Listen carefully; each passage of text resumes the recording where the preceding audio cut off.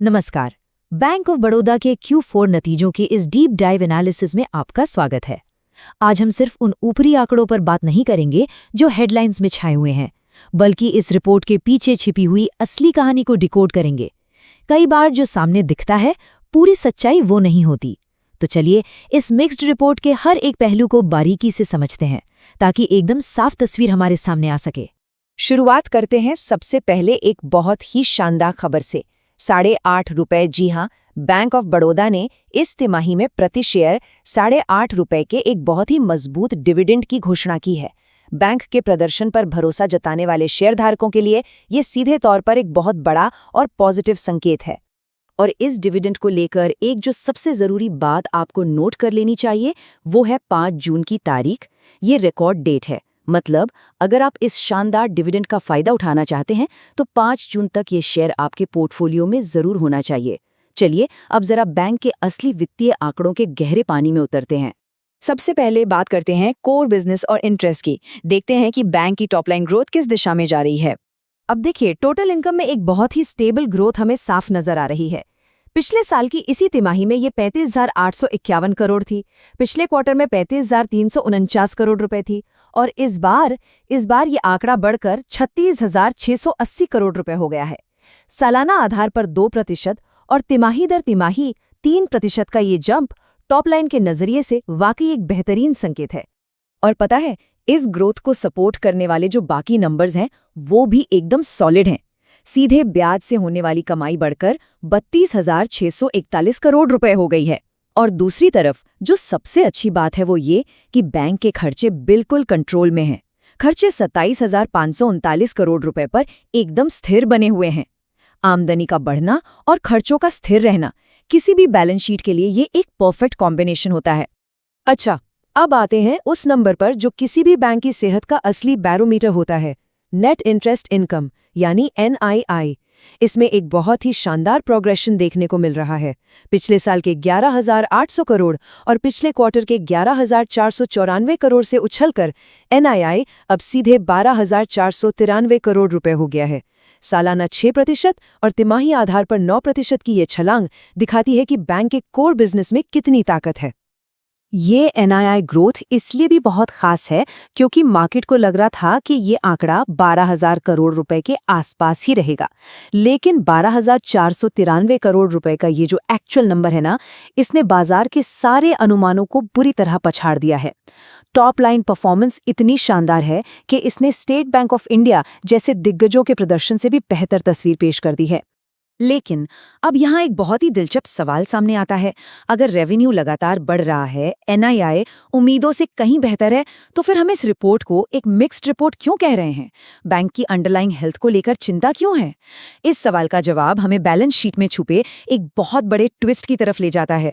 यहीं से शुरू होता है हमारा अगला हिस्सा, द रेड फ्लैग, प्रोविजंस का विस्फोट। यहाँ आकर ना कहानी में एक बहुत बड़ा ट्विस्ट आ जाता है। जरा इन आंकड़ों के भारी अंतर को ध्यान से देखिए। पिछले क्वार्टर में बैंक के प्रोविजंस मात्र 798 करोड़ रुपए थे, राइट? और इस तिमाही में ये सीधे 3,150 करोड़ रुपए पे पहुंच गए हैं। मतलब तिमाही दर तिमाही सीधा 4 गुना की वृद्धि और पिछले साल के मुकाबले 2 गुना जंप। प्रोविजंस का इस तरह अचानक से फटना बैलेंस शीट पर एक बहुत बड़ा रेड फ्लैग है। ये भविष्य में खराब लोन्स या NPA बढ़ने की आशंका जताता है। तो अब सबसे बड़ा विरोधाभास यहाँ सामने आता है। जरा सोचिए, अगर प्रोविजंस 4 गुना बढ़ गए हैं तो लॉजिक के हिसाब से नेट प्रॉफिट को तो बुरी तरह से गिर जाना चाहिए था, है ना? लेकिन रिपोर्ट के मुताबिक नेट प्रॉफिट लगभग 12% बढ़कर 5,615 करोड़ रुपए हो गया है। अब ये कैसे संभव है? एक तरफ भारी प्रोविजंस और दूसरी तरफ बढ़ता हुआ प्रॉफिट। ये वाकई एक ऐसी पहेली है जिसे सुलझाना बहुत जरूरी है। और यही एंट्री होती है हमारे अगले सेक्शन की, द टैक्स सेवियर मिस्ट्री। चलिए प्रॉफिट की इस पहेली को सुलझाते हैं।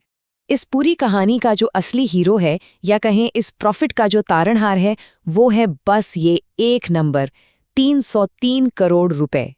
जी हाँ, ये बैंक का इस तिमाही का टैक्स बिल है जो आश्चर्यजनक रूप से कम है।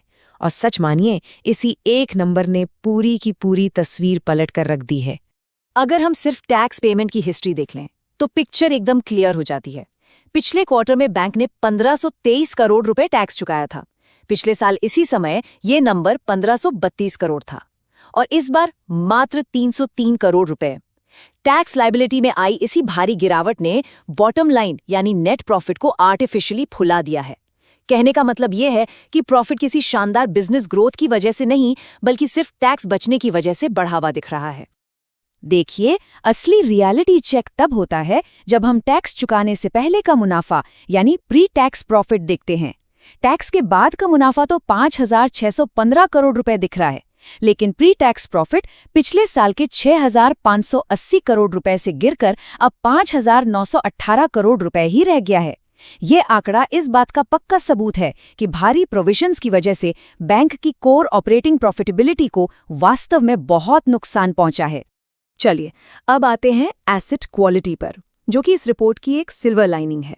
इन भारी प्रोविजंस की टेंशन के बीच एसेट क्वालिटी में हो रहा सुधार वाकई एक बड़ी राहत लेकर आया है।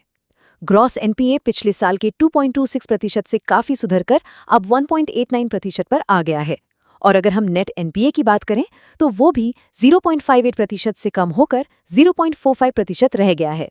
ये एक बहुत ही मजबूत संकेत है कि बैंक लगातार अपने लोन पोर्टफोलियो की सेहत सुधारने में कामयाब हो रहा है।